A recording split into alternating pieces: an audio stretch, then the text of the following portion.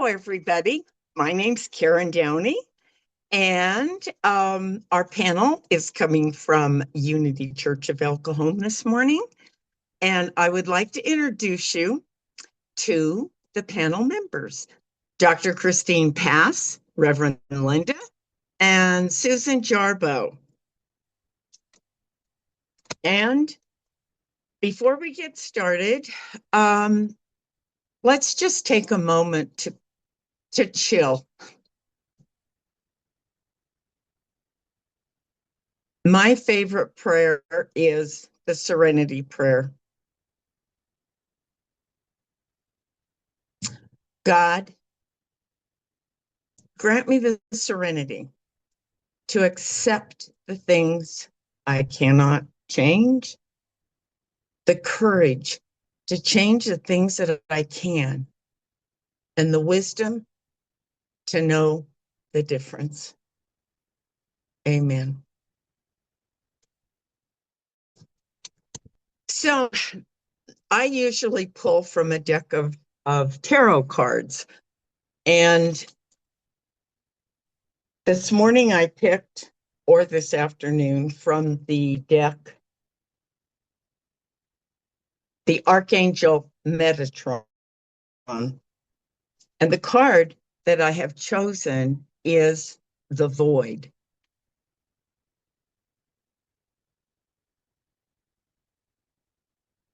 And the symbol there is the Om symbol, which means God. The topic, the Void. Retreat, rest, and pause. Let there be light. And with those words, sprang forth from darkness and propelled all of us on our internal plane discovery of the path that we are on in enlightenment.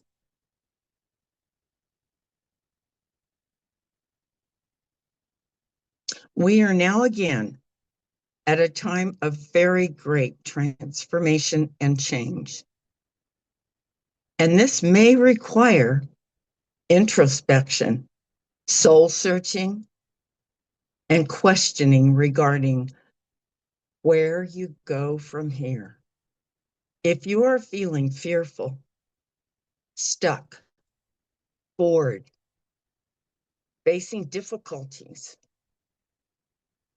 in pain, or otherwise challenged, entering the void offers a chance to regroup, redefine, and create with the divine what is best for you. And it will serve you through this next stage of life. Sometimes we voluntarily go into the void, and sometimes we are pushed, maybe through illness, burnout, grief, loss, as well as other circumstances. Yet, within the darkness, you can retreat and hibernate, feeling safe for a while as you search for deeper meaning and fulfillment. And allow a moment before creation once more kicks in. Do not rush your time there, as there's many things that need to be revealed. And many things we learn from the dark nights. These can be rich days and weeks indeed. So move further into the void. And as you do, you leave behind the old and the known. The first step in are the most difficult. Always the first step, as they require us to own our own darkness, that which may have robbed us of joy, love, health, abundance, or hope. But as you step into the void, you feel Metatron's presence within the dark, and you can proceed deeper into its safe cocoon, knowing that you are not alone. Within the void, there is light, too, and you can truly face who you are and what you need to deal with to heal, embrace, or feel. From that moment of sweet surrender, everything becomes possible. The sound and vibration of chanting the Om at this time will connect you back to your own cosmic breath, your divine essence, so that you can reach once more the light bursting forth to a new you. Don't fear the void. It is there to help, not hinder, to heal, not hurt, to create, and to make greater, not diminish. This experience of life, Metatron offers a safe passage through its darkness back to light, and know that all is well. Well, this morning when I chose that card, it felt so appropriate for me, as usually happens. The void. And I know that I've gone through a period of just feeling abandoned, left out, not knowing what I'm doing, where I'm going, and especially in the world we live in today with so much chaos, confusion, just stuff. So instead of beating myself up for feeling foggy, tired, not wanting to do anything, finally it was like, hey, stop judging yourself, rest if you need to rest, and do not judge it. So this really did speak to me in knowing the dark is part of the light and the light is part of the dark.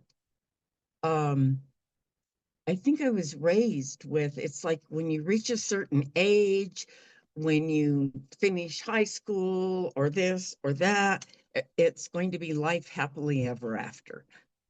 And it's like, well, it's none of those things. In fact, this time of going into the void has been a time of letting go of everything I thought I knew for new life. And not something that had to come out of my head as creating, what am I going to do next? But waiting for inspiration, guidance from the divine. And also making peace with, in letting go of everything I thought I knew, not judging that as anything wrong, but waiting for the next revelation of new life. And it's not something that's going to come from the outside. It's about me getting from my head, my ego, my thoughts into my heart, and listening to my intuition and guidance, being still. So with that, I would like to ask my dear panel if there's comments. Not just a void within one's spiritual life, but the voids that we see out in space, such as black holes that suck everything in. And I think of voids literally as well as metaphorically. For example, I really need to go through everything in my house. I live in a mobile home. I've lived here for 20 years and it is full of 20 years of stuff. And I want to sort through it and get rid of a lot of things, especially, believe it or not, books. If anybody wants books, I'm your person. But metaphorically, I'm reminded of something my mother said. She went to Unity and she knew Pastor Arthur Hammonds, and she quoted him once that in one of his sermons, he had said, "You need to make a void." And I think of that, not literally, like with my house, but metaphorically. And I think about how my mind can get filled up with all kinds of little things that aren't necessary. And they might be fearful things. They might be my to-do list. I'm amazed at how busy my mind can get sometimes without producing anything. So I like the idea of considering a void. And this is something that we do something similar in the practice of centering prayer, which some of you know that I am involved with. It's from Contemplative Outreach of San Diego.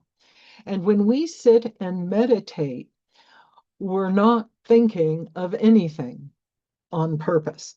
Our minds, of course, are chattering away, but our goal is to just sit and be with God. And in that sense, we're making a void in our minds and the way our minds are always approaching the world. Now, it's impossible to make your mind a complete blank or a complete void, but in the process of doing so, one settles down, one's mind eases.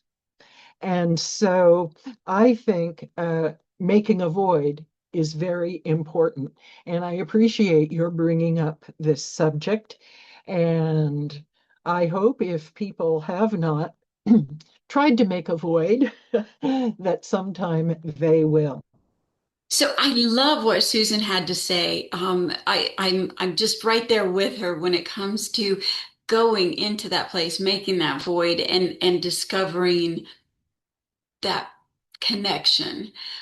Every time I hear about the darkness or a void, I think of the beginning of Genesis, where it says, in the beginning, when God created heavens and the earth was formless, void, and darkness covered the face of the deep.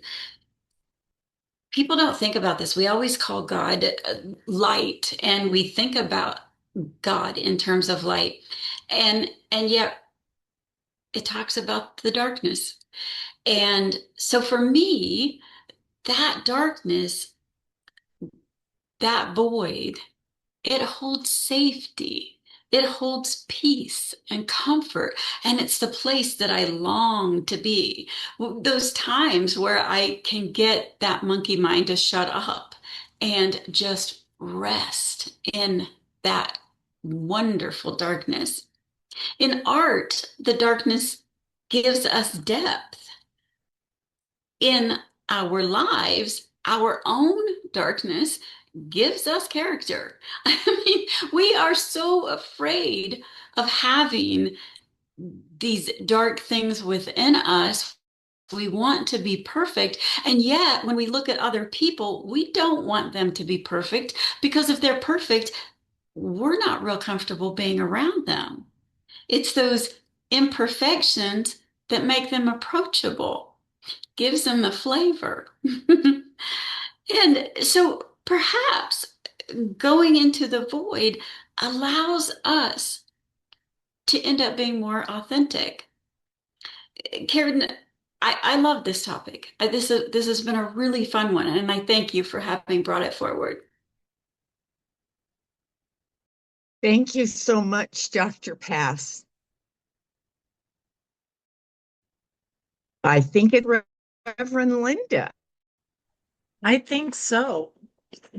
Um, when you were reading the card and talking about going into the void in grief, I had that happen to me when I was young and my stepfather passed away. It was a really, really dark time for me, and I very much felt like I was in that void. And about that time, I discovered the poem Footprints, the one where the footprints in the sand are where God carried us. And I really felt like I found that in the void. I really was able to tear myself out of my what Dr. Kristine called monkey mind and kind of regroup and connect with something larger than me. It amazes me how, when we're in emotional pain, we really remember those times. So those times stand out to us almost like a sacred time, a healing time. So thank you for bringing that as a topic. And that's all I've got. Thank you very much, Reverend Linda. Does anybody want to add anything else to this topic of the void? Well, it looks like we have completed another panel discussion. Thank you to everybody on the panel today, and thank you to all of you out there in the audience. And please come back and join us again. Please make a comment. Let us know if you like, and maybe you might even want to subscribe. There's lots of information at the end of this video, and we're just very thankful that you all joined us today. Thank you for joining us, and let's stay connected and grow in spirit. We are on Facebook. Search for Unity Church of El Cajon and follow us and like our posts. You can reach us on YouTube at Unity Church of El Cajon. Please subscribe to our channel, watch our videos, and leave comments which can help us improve. We are on the web at unityofelcajon.org. Email or call our church office to receive our weekly newsletters, which lists all of our activities and opportunities to learn and grow together.